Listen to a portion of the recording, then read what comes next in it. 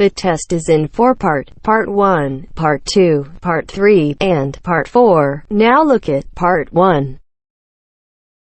Part 1. You will listen to an interview with Mr. Sargent and a customer care officer of a vacuum cleaning company. First, you have some time to look at questions 1 to 5.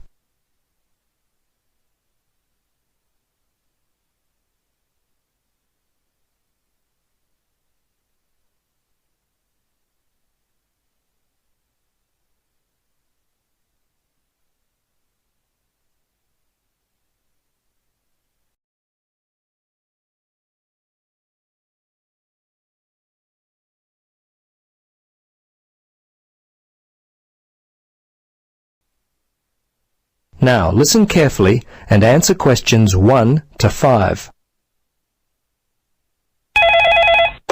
Hello. Yes, hello. It's Tom Burlinson calling from Clean It Vacuum Cleaners. Mr. Sargent, is it? Yes? I understand you recently purchased a vacuum from us. Is that correct? Yes, that's right. Well, this is simply a call to find out if you've been happy with your purchase. Our company prides itself on its after-sales service. Just because you've bought from us doesn't mean you're no longer important to us. Could you spare a few moments to answer some questions? Sure. How long will this take? Well, not long at all, Mr. Sargent. Usually only about 3 or 4 minutes. Okay. What would you like to know? Okay, great. I'll just go through the survey form and if you'll just bear with me, this shouldn't take long at all. Okay, first question. Which model did you purchase and when? Yes, it was the super cleaner. We bought it about 2 weeks ago. Let's see, it was a Monday, I think, because my wife's birthday was on the Sunday, 24th. That would make it the 25th. Yes, August the 25th. Okay. Now, do you remember the name of the salesperson? Was he worth remembering? Yes, his name was Jim. My wife and I were very impressed with him. He was a great source of information, very helpful. Great. I'll make sure that your kind words about Jim are passed on to him. Okay, now let's see. Yes. Have you purchased any other products from us this year? Oh, let's see. Of course, we bought the super cleaner. I think that's all. Well, we bought some vacuum bags with it as well. I think Daisy bought some carpet cleaner from your store back in February. That's about all, I think. I have to ask my wife about that one. She's not here at the moment. No, that's okay. Your answer will do fine. We don't have to be too picky. Okay, so how much money would you say you've spent, all told, in the store? Just an approximate amount will do fine. Wow, that's a difficult question. I don't really know. The vacuum was £150. The other stuff, I'd say around £15, I suppose. The total was around £165. But I couldn't be totally sure. It may be a bit more than that. That's fine. That's fine. Now, the next thing on my list is how would you rate the quality of the products you purchased? Good, actually. Very good. So far, we've not had any problems with the products from Clean It.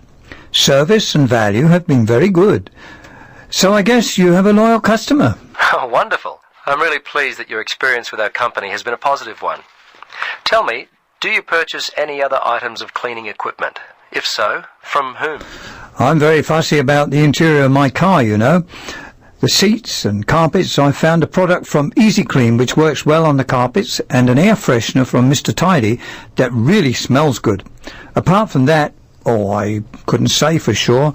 I think my wife buys floor cleaner from Johnson Brothers. Before you listen to the rest of the conversation, you have some time to look at questions 6 to 10.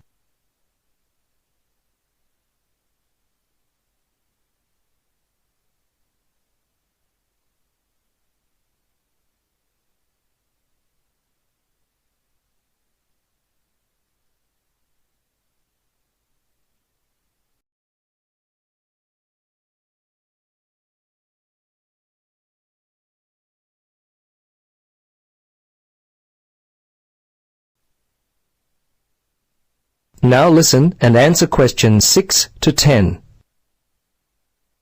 Well, we've just introduced a new line of car fresheners.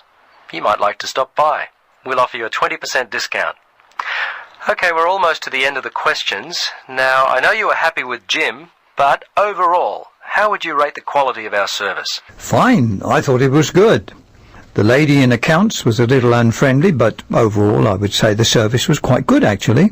Jim made all the difference, and you certainly seem to be a very nice person. Oh, thanks, Mr. Sergeant. Please, Tom, call me Terry. Oh, okay, Terry. Very good. Second last question. We're thinking of expanding our trading hours. When are the best times, the most convenient for you to shop? Oh, I'm not a shopper. I mostly leave it all up to my wife. She works full-time. Let's see, for me, I guess I'd have to say Sundays between 1 and 3, and I'm not working on Thursdays now, so if I had to, I guess Thursdays between, say, 11 and 12 noon. Okay. Last question, Mr. Sergeant. Terry, do you have any other suggestions for us? Anything at all? Well, come to think of it now, there was one thing. Turn up the air conditioner. I seem to remember sweltering in there, and it was unpleasant and hot. Also, and this is just me, I always like to have some music playing, you know, quietly in the background. It just makes the place seem friendlier, you know, more professional. Well, I'll certainly mention that to management. Well, that's it. Thanks so much for your time, Terry. If there is anything we can do in the future to help you, don't hesitate to call us. Okay, bye now. Yes, bye-bye, and thanks again.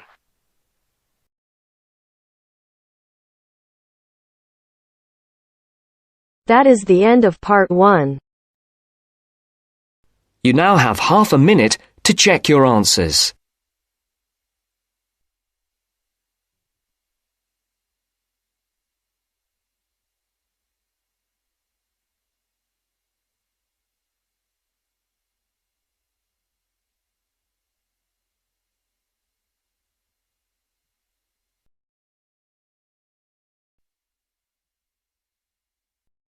Now turns to part 2. Part 2. You are going to hear a talk about Bell College. First, you have some time to look at questions 11 to 17.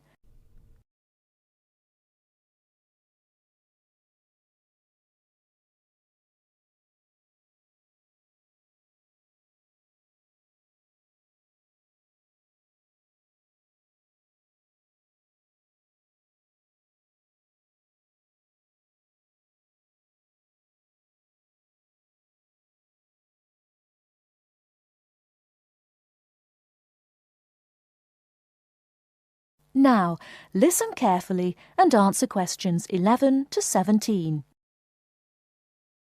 Welcome to Bell College.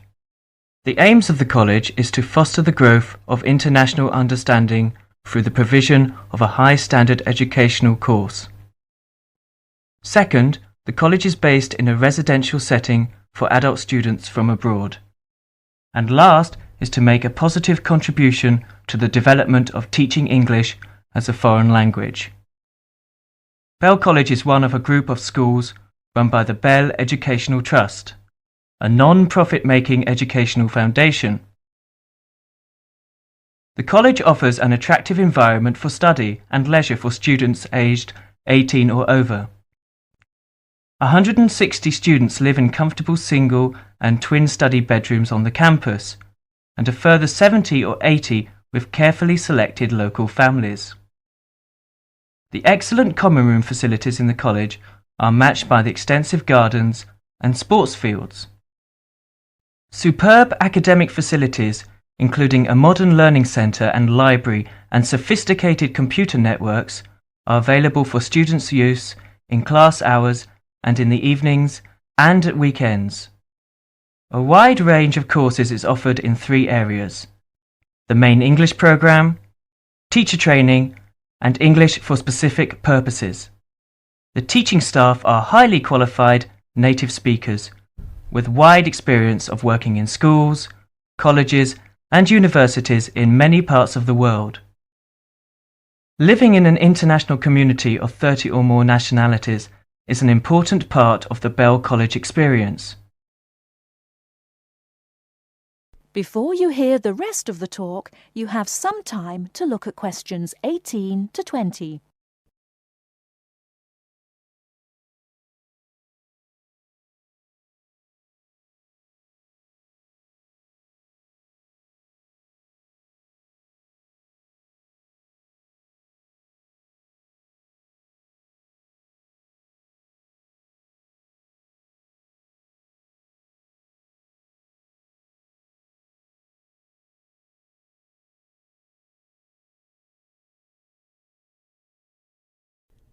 Now listen and answer questions 18 to 20. The main English programme, teacher training, and English for specific purposes. The teaching staff are highly qualified native speakers with wide experience of working in schools, colleges, and universities in many parts of the world. Living in an international community of 30 or more nationalities is an important part of the Bell College experience. Great stress is laid on pastoral care, and the college has its own medical centre. A busy and interesting programme of sporting, cultural and social activities is provided in the evenings and at weekends, with excursions to many parts of Britain.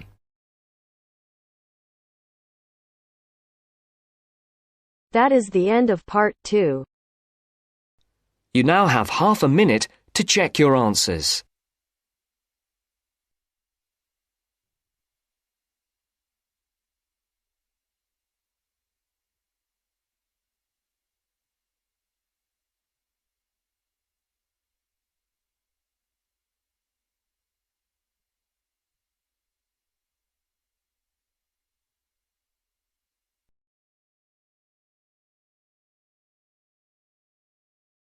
Now turns to part 3. Part 3. You will hear a tutor and some students discussing choosing courses at a college.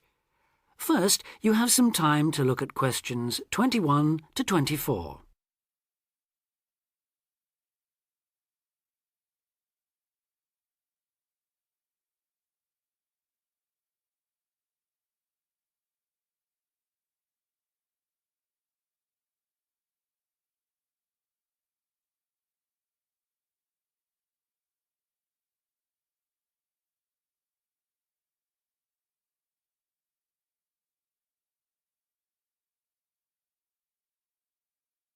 Now listen carefully and answer questions 21 to 24.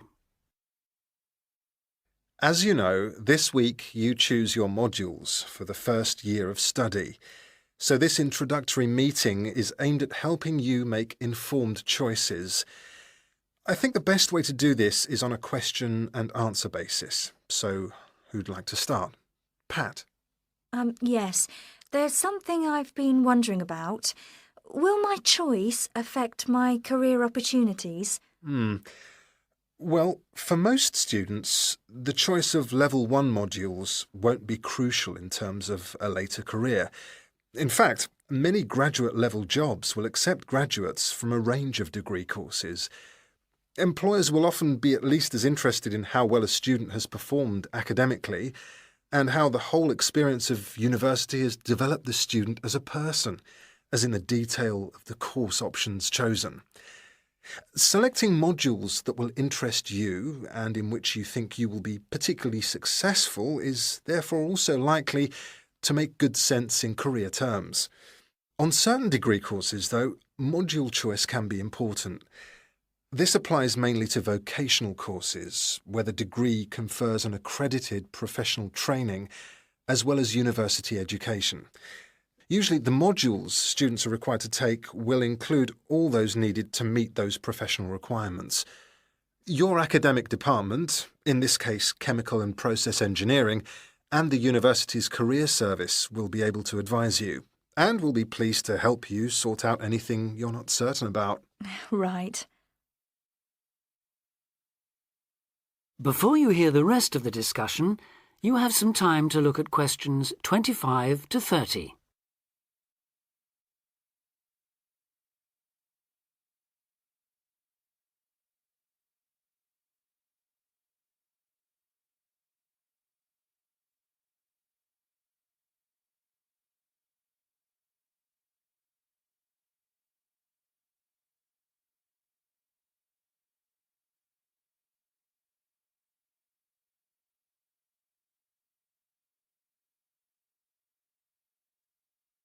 Now listen and answer questions 25 to 30. I'd like to ask a few things about the Applied Chemical Engineering module. Fine. What would you like to know? Well, apart from the work on practical engineering, what other topics are covered? Some that might surprise you. One that students always seem to like includes interviewing techniques, presentation skills, and producing written reports. They sound interesting. How are they taught? Through lectures, practical classes, and personal tutorials. Applied chemical engineering lasts all year, of course, so there's plenty of time. And what about assessment? Through project work, usually, or dissertation. Not exams as such. Is that the same for the information technology part of the module? Yes. Things like word processing and learning to create spreadsheets are tested in a similar way on this module. That's not the case in some other modules, is it? No, it isn't. Are you thinking of any in particular? Yes, I'm considering doing fluid mechanics. Ah. The work on flow analysis looks interesting, and I like the look of some of the other topics too. So, how is that module tested? That's one of those which still uses written exams. The sit-down formal type, I'm afraid. Oh, that doesn't matter. I quite like that kind, as it happens. Pat, you've got a question. Yes. I was wondering about Science 1 in chemical engineering. How is that organised? It's a bit different from other modules, isn't it? Yes, it aims to give the necessary basis of physics and biology for those students who haven't studied the relevant subjects at A-level or equivalent. In practice, it means that students who have already studied physics are excused the physics lectures, while those who've done biology are exempt from attending the biology lectures. In the second part of the module, you're assessed on your project work in one of those subjects. And does the teaching approach differ too? Yes, particularly in one respect. You're encouraged to learn by working out the solutions to problems for yourself. I like the sound of that. OK. Anything else? Yes, I believe it's possible to do a modern language as part of the course. Can you tell me a bit about the Spanish 1A module? Certainly. The main emphasis in 1A is on understanding and speaking, but students also learn to carry out some straightforward reading and writing tasks. Basic aspects of grammar are also introduced and practiced. The module comprises 36 hours of class contact, mainly in tutorial groups of 16 to 20, and students are expected to do approximately 64 hours of private study. It sounds interesting. I did some Spanish at the Cervantes Institute last year. Passed an exam, in fact. Ah, I'm afraid that means you can't do 1A. Oh. The regulations say this module may not be taken by students with a qualification in Spanish, though you could do 1B. That is the end of part 3. You now have half a minute to check your answers.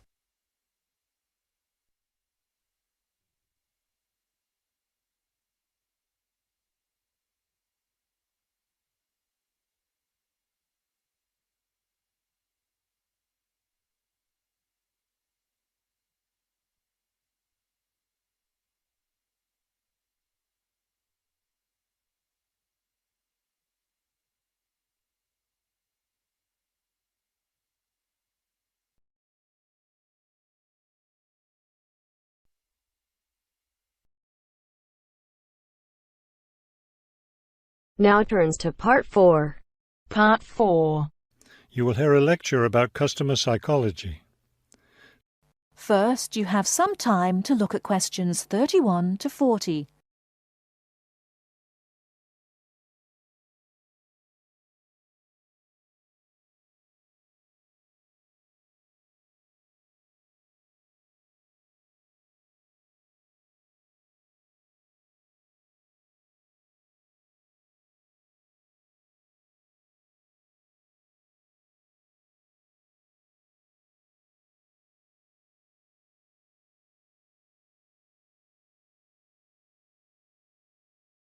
Now, listen carefully and answer questions 31 to 40.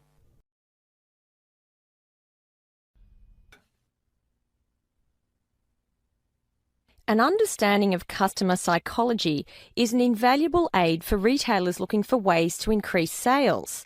Much can be done to the store environment to encourage shoppers to linger longer and spend more money.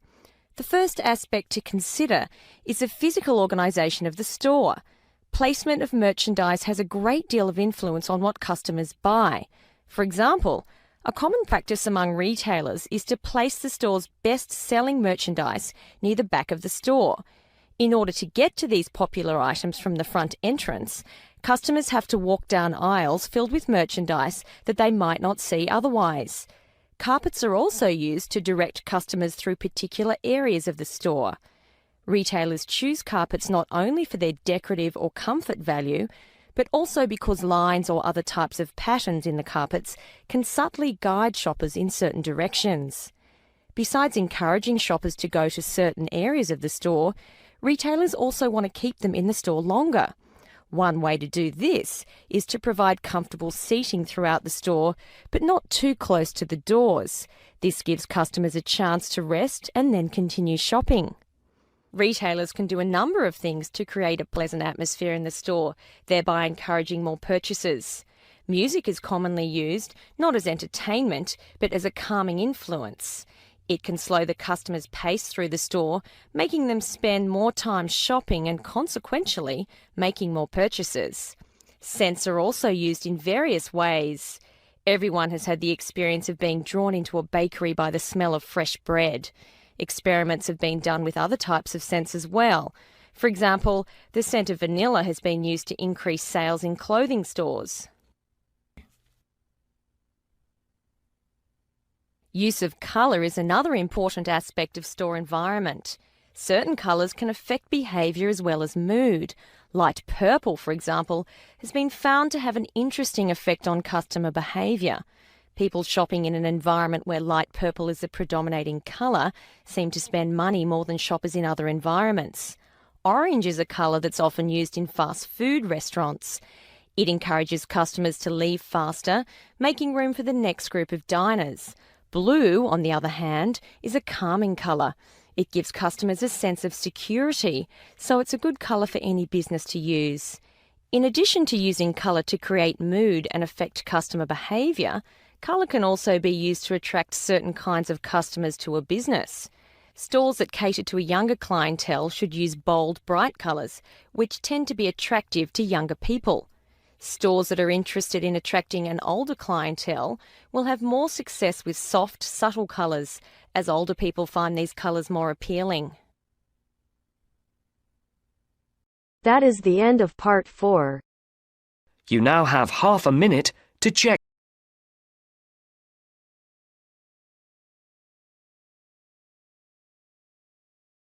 your answers. Our hearts beat to the city streets. We began to feel the fire. We rise like tall buildings as the chemicals, they take us higher. The night's young and it's just begun as she puts her hand in mine. We wanna chase the night, wanna dance to the light, pull the stars from the sky, just two hearts running wild. Never sleep, never stop, as we shout from the top.